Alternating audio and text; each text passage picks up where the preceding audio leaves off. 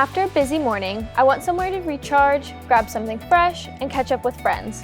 That's why I go to Maindy I Sbarc, a space to grab a bite, get stuff done, and relax with a great coffee.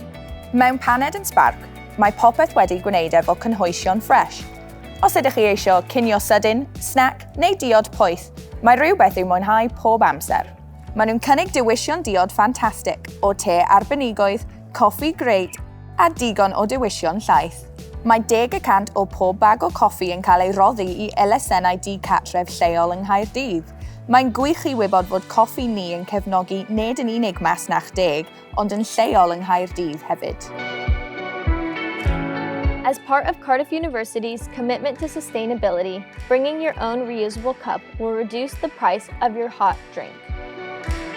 If you do forget your own, don't worry, you can buy a disposable cup here. Recommending something is difficult because it's all so good. I often go for the crispy cauliflower roll. It's amazing. Whatever you choose, don't forget to use the Cardiff University Food app.